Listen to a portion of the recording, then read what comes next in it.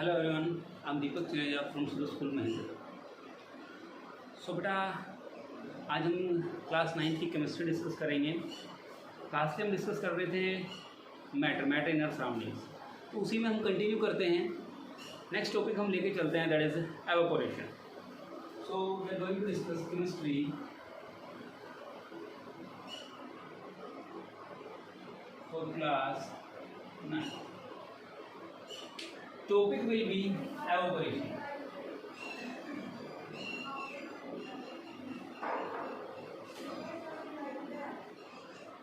Evaporation हम discuss करेंगे। अब एवोपरेशन की मेनली हम बात करें तो एवोपरेशन कैसे होता है। अब हमने देखा होगा कि हमारे आसपास बहुत सारे एग्जांपल्स हम देख सकते हैं कि जो हम क्लोथ सुखाते हैं, कपड़े सुखाते हैं, उनके अंदर भी क्या होता है, मेनली वाटर होता है। कुछ टाइम के बाद एवोपरेट हो जाता है। पानी हम किसी कंटेनर के अंदर, किसी बीकर के अंदर छोड़ते हैं, दिन भर या ओवरनाइट हम छोड़ देते हैं, तो कुछ टाइम के बाद क्या होता है, पानी धीरे धीरे उसका अमाउंट डिक्रीज होना स्टार्ट हो जाता है। तो ऐसा क्या है कि वैसे तो वाटर जो वेपर्स के अंदर कन्वर्ट होता है, कब होता है, 100 डिग्री सेल्सियस के ऊपर जब उसको हीट करते हैं, बॉइल करते हैं। बॉइलिंग पॉइंट कितना है, 100 डिग्री सेल्सियस, 373 केल्विन। वैसे तो क्या होगा, वाटर जो बॉइल होता है वो होता है 100 डिग्री सेल्सियस या 373 केल्विन की।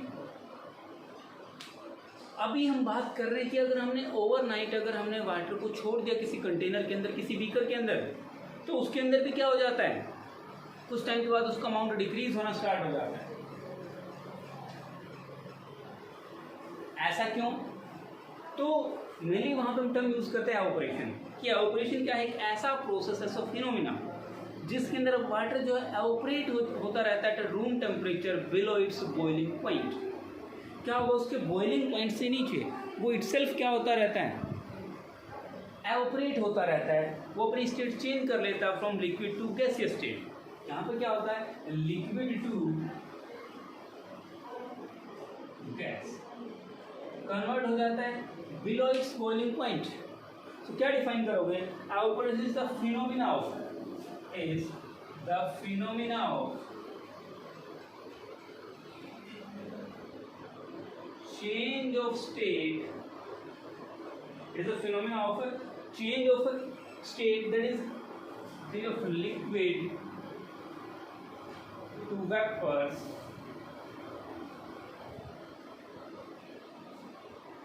at any temperature below its boiling point.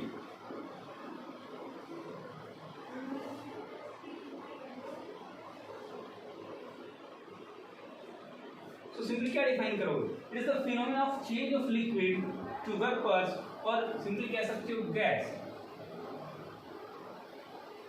Eight any temperature below its boiling point. This process और this phenomena is called evaporation.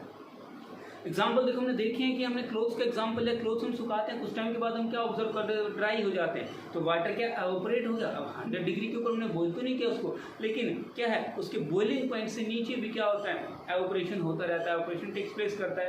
Evaporation क्या है, सरफेस फिनोमेना। क्या होगा, it is a surface phenomena.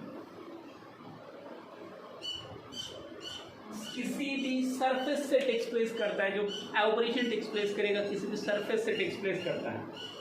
ठीक है, अब हम बात करें इसका मैकेनिज्म, समझते हैं कि ऐसा होता क्यों है। अब देखो, लिक्विड स्टेट के अंदर जो पार्टिकल्स हैं वो कुछ इस तरीके से होते, किसी भी कंटेनर के अंदर ऐसे रहेंगे, उनके बीच में स्पेस होता है,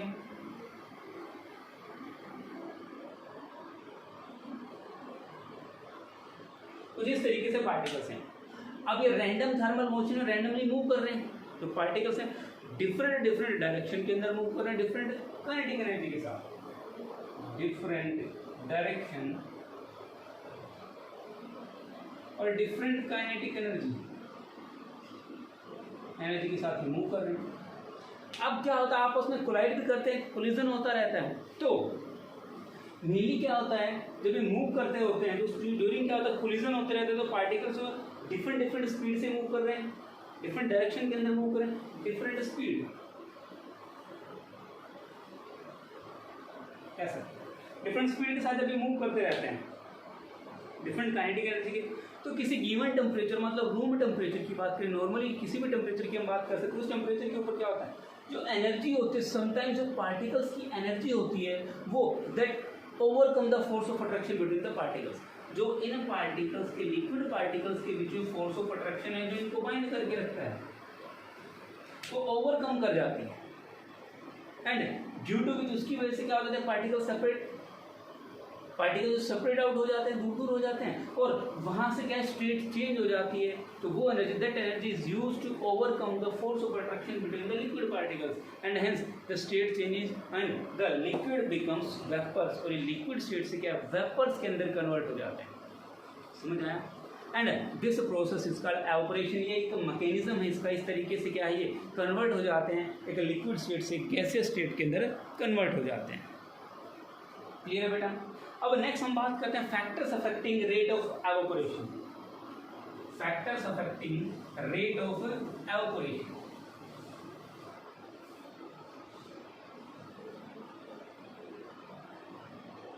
किन फैक्टर्स के ऊपर जो रेट ऑफ एवापोरेशन डिपेंड करता है? Factors affecting rate of evaporation.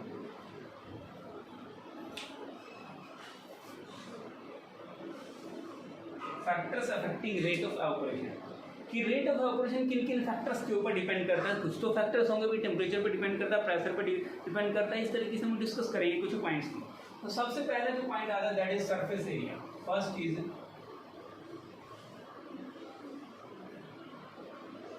Surface area.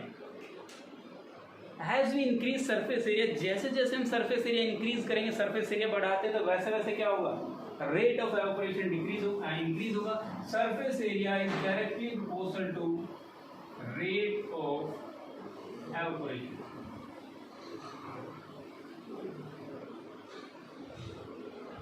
जितना ज़्यादा सरफेस एरिया हम बढ़ाते हैं उतना ही रेट ऑफ एवापोरेशन इंक्रीज होता है। फॉर एग्जांपल हम बात करें, हमें कोई क्लॉथ सुखाना है, सपोज हमें हैंडकरचीफ या रुमाल लिया, उसको अगर हमने फोल्ड करके सुखा दिया तो उसको ज़्यादा टाइम लग जाए, क्यों? उसका सरफेस एरिया डिक्रीज हो गया।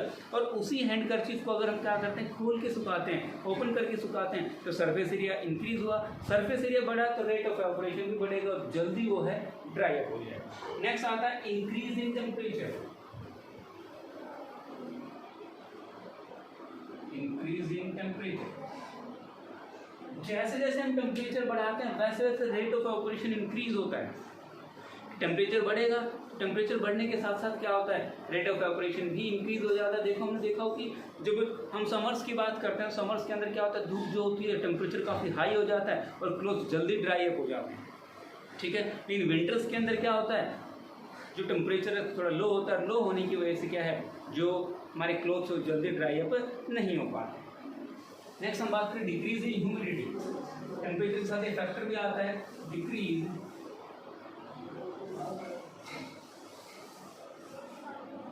इन ह्यूमिडिटी।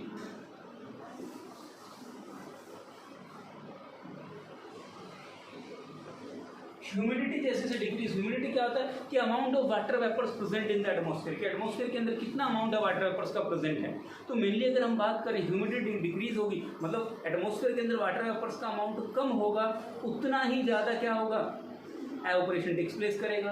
तो सिंपली ह्यूमिडिटी डिक्रीज करेंगे, मतलब एटमॉस्फेयर के अंदर वाटर वेपर्स का अमाउंट कम होगा, उतना ही ज़्यादा क्या होगा, रेट ऑफ एवापोरेशन इंक्रीज होगा। और इसी वजह से देखना, कभी जो हमारा मेनली अगर हम बात करें कि समर्स में से रेनी सीजन होता है, रेनी सीजन के अंदर मेनली बात करें ह्यूमिड होता है, या विंटर्स के अंदर हम बात करें ह्यूमिड होता है, वहाँ पे वाटर वेपर्स का अमाउंट काफ़ी ज़्यादा होता है। कहते हैं ओस गिर रही है, ओस गिरना, तो फोग हमारा, तो वहाँ पे क्या होता है, मेनली वाटर वेपर्स का अमाउंट ज़्यादा प्रेजेंट होता है और इस वजह से रेट ऑफ एवापोरेशन डिक्रीज हो जाता है। नेक्स्ट हम बात करते हैं increase in the wind speed. Wind speed, जितनी तेजी से हवा चलेगी उतना ही रेट ऑफ एवापोरेशन इंक्रीज होता है। इसी वजह से तुमने देखा होगा घर में कहते हैं क्लोथ्स वगैरह में सुखाने होते हैं तो कहते हैं बाहर सुखा दो, हवा चल रही है। हवा चलने से मतलब जैसे हवा चलेगी उतना रेट ऑफ एवापोरेशन इंक्रीज होगा। तो विंड स्पीड के साथ क्या होगा, रेट ऑफ एवापोरेशन भी इंक्रीज होगा। एंड लास्ट आता है that is nature of the, fifth point हम लेके चलते हैं, नेचर ऑफ लिक्विड।